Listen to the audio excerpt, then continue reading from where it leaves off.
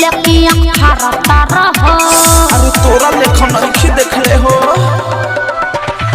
घूर घूर के ऐसे पानी हरता रहो।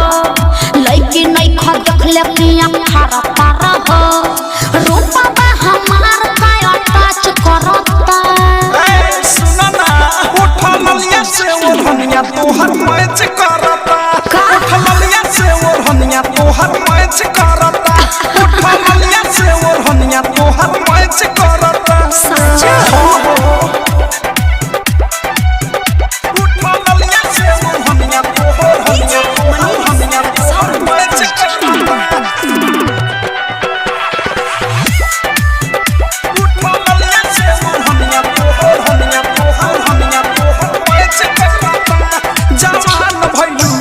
तोर डिमांड बढ़ता। अरे सोनावा के पानी जैसे पानी चढ़ता।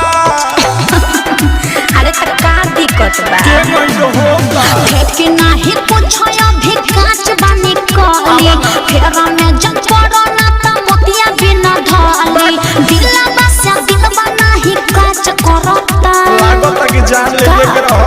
उठा ललिया से ओढ़निया तोहर मैच करता। उठा ललिया से ओढ़निया तोहर मैच करता। उठा ललिया से ओढ़निया तोहर मैच करता। अरे ठीक है बा उठा ललिया से ओढ़निया तोहर मैच करता। डायमंड रिकॉर्डिंग स्टूडियो छाना मैच करता। सोचता रुकती तू अलहता चला हो। लाभ वाला लेसन के पढ़ाई कला हो। देखा आलतू फालतू बात मत बोला। तोहरा के देख के छटक जाता। प्रेमिया मधेस फेस देखे चलल अच्छा। बीक के विशाल बच्चा चले से तू बच्चा।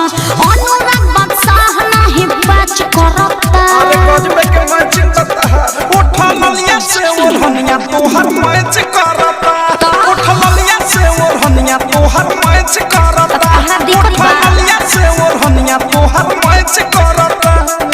घूर घूर के ऐसे पानी हरता रहो। लड़की नहीं खा देखले कि अखरता रहो। रूपा बा हमार का टच करता। ए सुना ना उठा ललिया से ओढ़निया तोहर मैच करता। उठा ललिया से ओढ़निया तोहर मैच करता।